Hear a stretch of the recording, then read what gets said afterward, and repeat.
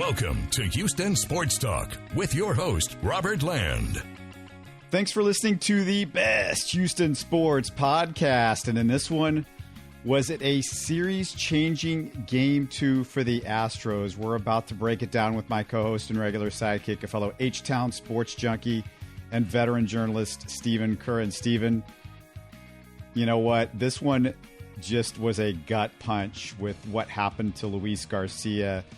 And, you know, I hate to say it, but this could be the end of the Astros' hopes of winning a World Series this year. I just don't know what to say after what happened with the Garcia in this game. Well, it certainly makes things tougher, Robert. There's no doubt about it. I think anybody that, keeps up with baseball knows that when you get to the postseason, you've got to have your best pitchers in there. I think that the one saving grace I will say, at least in this series, Boston's best pitcher pitched today in Game 2, Nathan Eovaldi.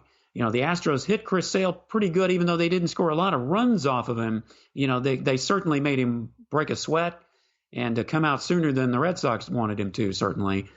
So I think that at least, that the Astros offense, if they can keep them in games, and the Red Sox pitching isn't that much better. But, when you get beyond that, getting into the World Series, the Braves and Dodgers, it's going to be one of those two teams, certainly. They're going to have better pitching. So you're probably right. But I tell you what, this Astros team, you just can't ever count them out. Just when you think they're down, they're going to try to come back on you. So it's going to definitely determine what's going to happen with Garcia. Knee discomfort. It's not good, certainly, but it also kind of makes things unclear as to what they're going to do moving forward with him. Stephen, this team doesn't play to win an ALCS or to get to the World Series. They're playing to win the World Series. And let's just talk about big picture. I mean, you're facing the Dodgers, and the Dodgers, they don't fool around. They've got Scherzer, Buehler, and Julio Urias, who we don't talk about those guys. But it's a big, huge ask for the Astros to try to beat a Dodgers team, assuming they beat the Braves, but I think it's a pretty good assumption. Assuming they beat the Braves, to beat them without Lance McCullers and Luis Garcia. And the other thing is, Stephen, the Astros even haven't had a chance to stretch out Zach Greinke. Christian Javier can't go multiple innings. So normally you would go, earlier in the year we thought, well, hey, the Astros have 6 or 7 starters, but these guys haven't been stretched out. And that's the problem is, if you're the Astros, you don't have guys that are ready to go multiple innings. And now you're relying on a bullpen that's not good to begin with to pick up a lot of that slack. I just don't know how they do it. Yeah, and don't forget, Jose Urquidy isn't exactly, he's more stretched out than those two guys. But, even he isn't going to be doing 6, 7 innings. And then you've got Framber, who should have been the one to step up and be the ace. But he hasn't been the ace this year, and he certainly isn't in the postseason. So, there's no doubt the Astros have a lot of cards stacked against them. And if they did meet the Dodgers, they wouldn't have home field advantage. It'd be in Dodger Stadium. They'd have the home field advantage there. So the Dodgers, of course, would be out for blood. They'd have a lot to play for. There's no doubt about it. It's a worrisome situation that the Astros are in.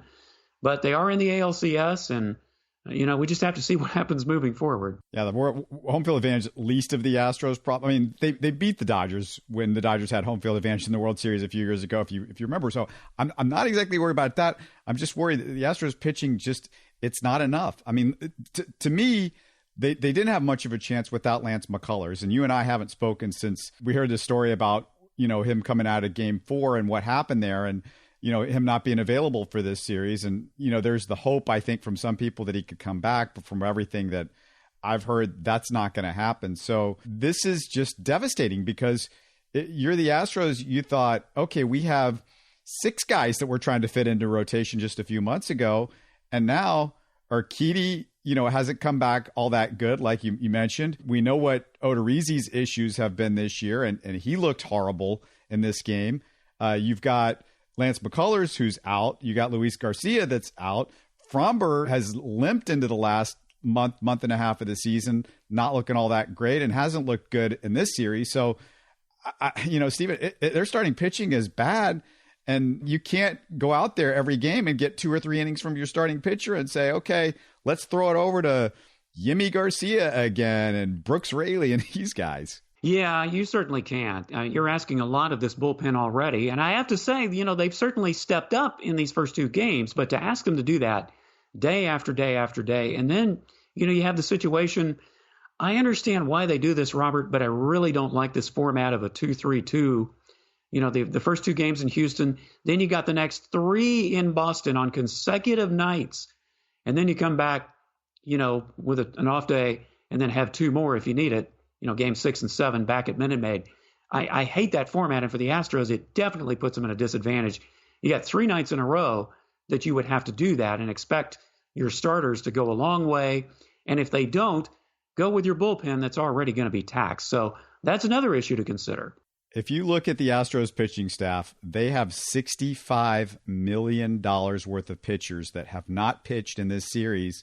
And if you're lucky, you're getting 1 game and a few innings out of one of those guys in Zach Greinke. Between Verlander, McCullers, and Greinke, you just got really screwed in all this because those guys getting hurt, and then, of course, Greinke not pitching well towards the end of the season, and he got injured towards the end of the season, as we know.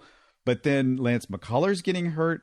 I mean, it's real frustrating because this window that you get in any sport to win a championship is not much. And to miss an opportunity because of the injuries, and we saw what happened with the Rockets and Chris Paul a few years ago, and we know that was a missed opportunity, and now to have it with the Astros.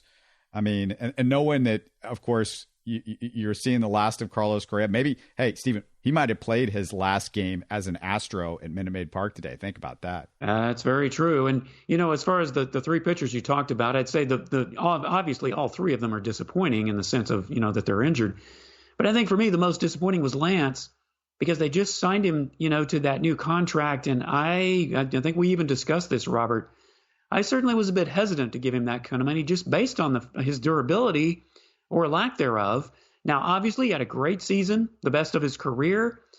But unfortunately, when it came to when he's really needed in the postseason, he goes down. It's a right flexor pronator muscle. Try to say that 3 or 4 times is what they're classifying it as. So, pitching is the name of the game, especially in the postseason. And for the Astros, every day that goes by, something bad happens. It's almost like they're being snake bit.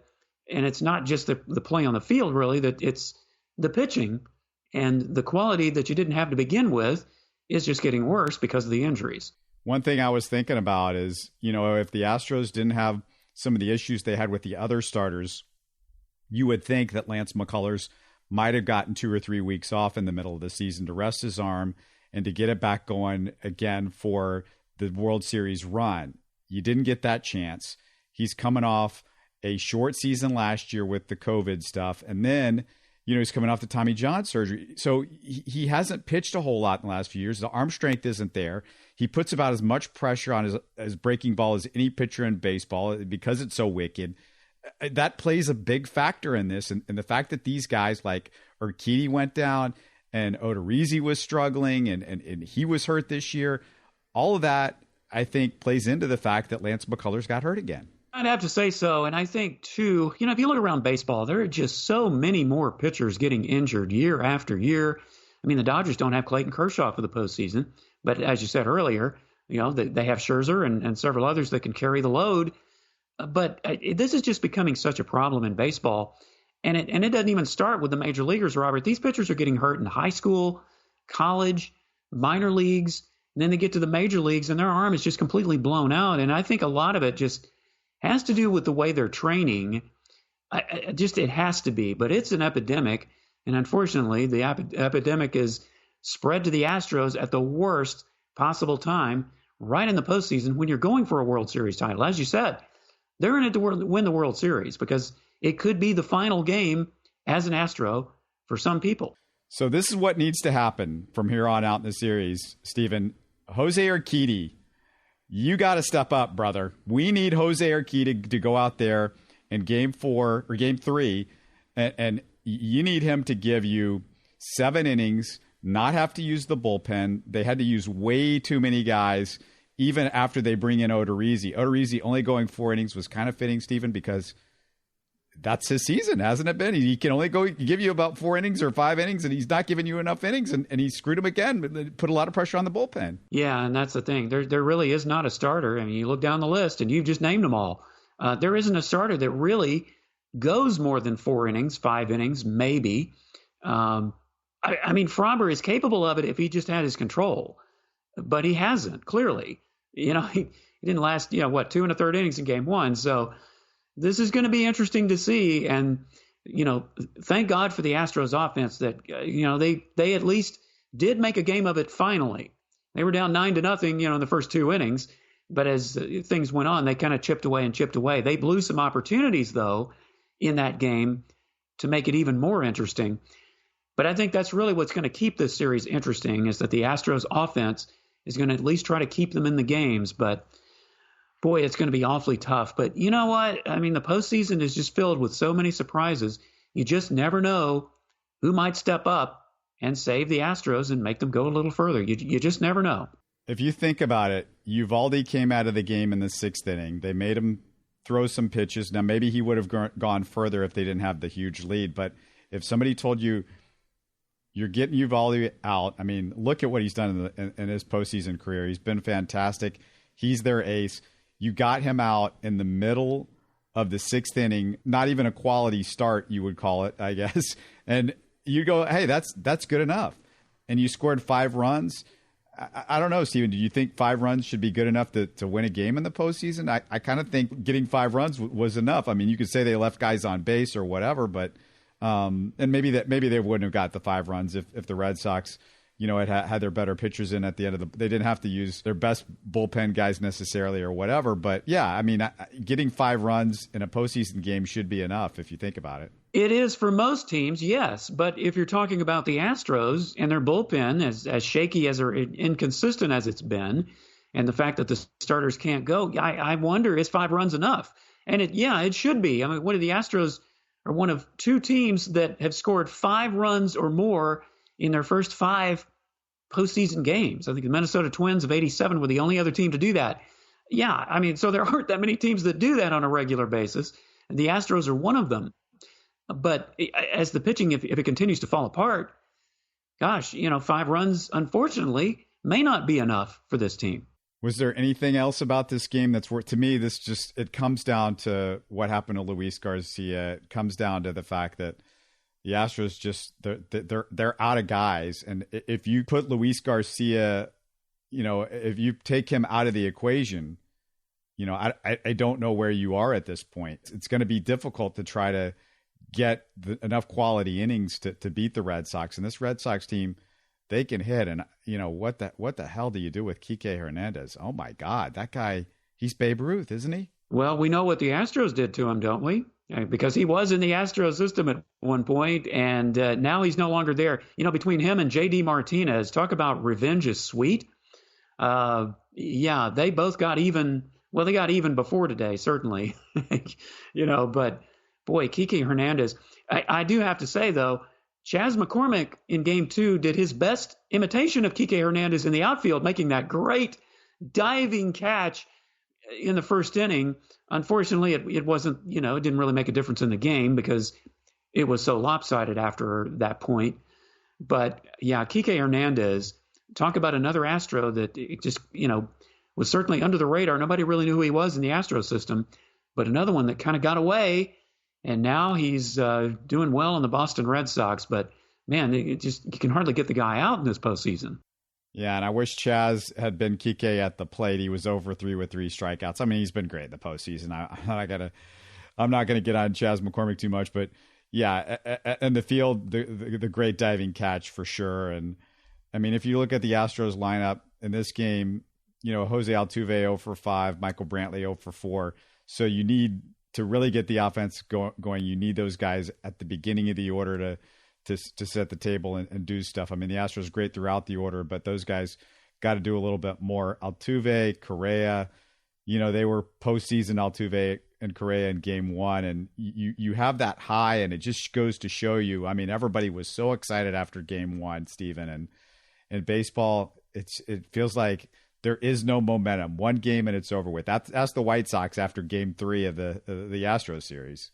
Well, yeah, and the reason for that is because there's another game the next day, and less than 24 hours, in fact. I mean, they played a night game in game one, then they come back and play a game at 3:20. So, yeah, it's really hard to keep momentum in baseball. And honestly, Robert, I think, even after game one, as exciting as it was, I knew this was going to be a series. I mean, the Red Sox are just too good for that.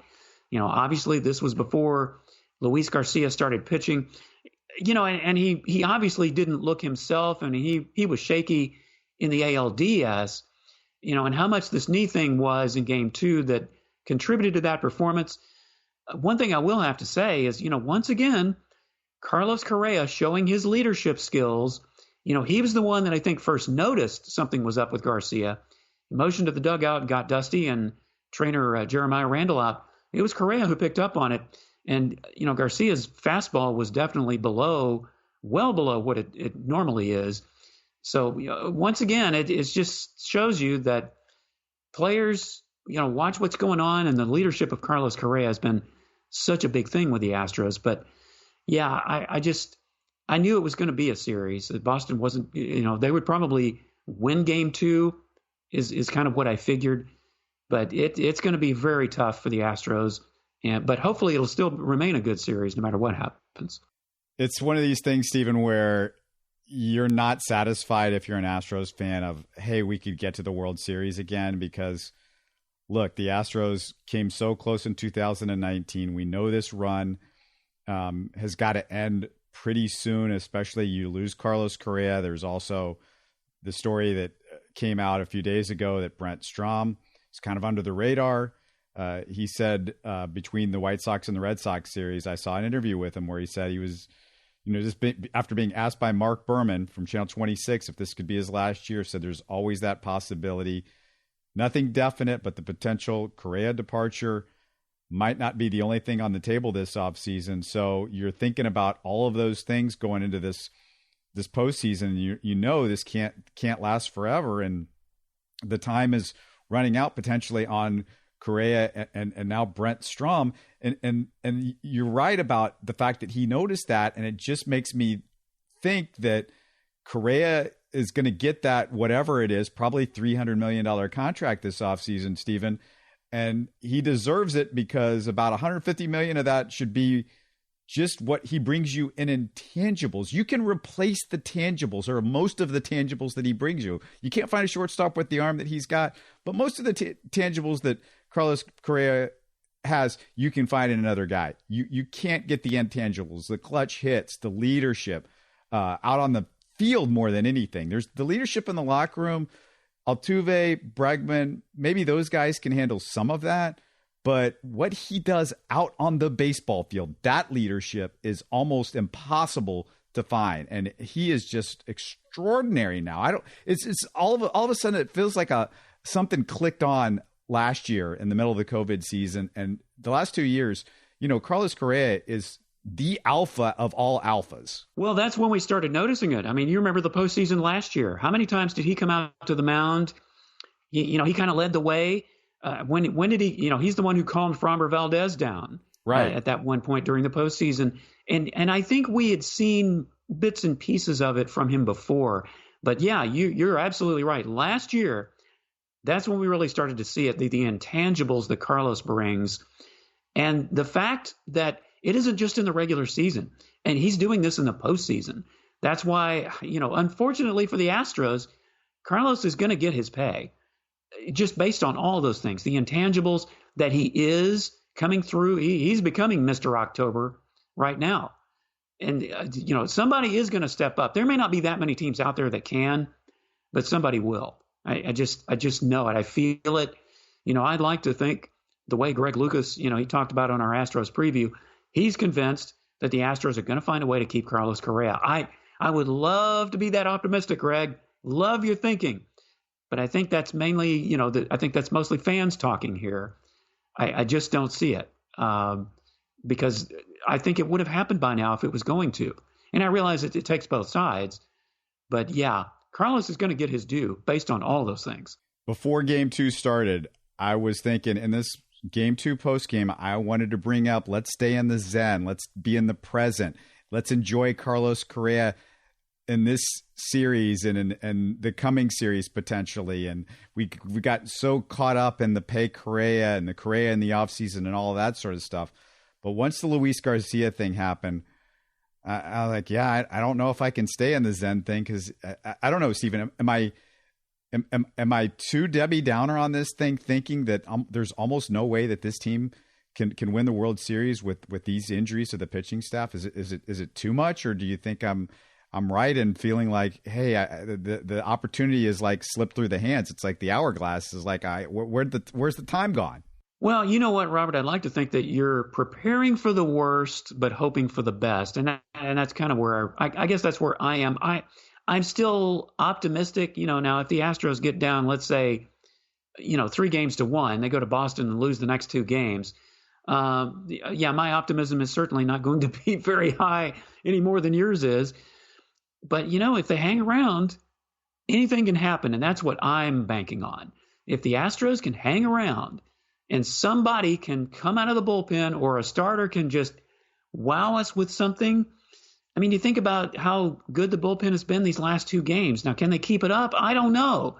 And not likely, but they didn't cave in those 2 games. So I'm trying to remain optimistic. But I admit, Robert, it's hard. It's hard when you're faced with one blow after another, especially to something that, has been a weakness for the Astros all season, and that's the pitching. How much more can you absorb? That's the question. I'll go back to Jose Urquidy in this Game 3 and why this is such a big deal. If he wins Game 3 and he goes out there and gives you 7 innings, for example, and Urquidy's capable of it because he's a low pitch count guy. He throws strikes. If he gets rolling, he can give you 7 innings. And I don't say that about many guys left on this pitching staff, but he can do it. And if he does it, Stephen, you think, okay, he's the guy that would be pitching a Game 7. So all we got to do is get one more win, and you get back to home field advantage, Minute Maid Park, Game 7, Urquidy on the mound after a great performance. There you go, Robert. That's the analysis I was looking for, friend. That's it. Yep. That's the ticket. That's the medicine we need. And you're right. Game 3 is definitely going to be crucial, because if they get down 2-1 in Boston, with what you have ahead of them, it's going to be awfully hard to be optimistic from that point. And I don't know what to say about the Red Sox, except, this is a mirror image of the Astros, basically. I mean, it's just like we're seeing the same team. The Astros much better defensively than the Red Sox over the course of the season.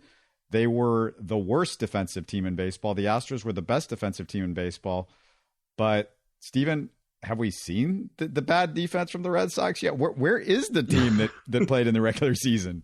Well, certainly not yet. And a lot of that is thanks to Kike Hernandez. I mean, he's doing it at the plate. He's doing it in the field. My goodness. I mean, there were a couple of balls he actually did not get to that were sinking line drives that he'd been getting to a lot of them before. So, yeah, they're not showing the bad defense here. And something like that would definitely go a long way to help the Astros win some of these games.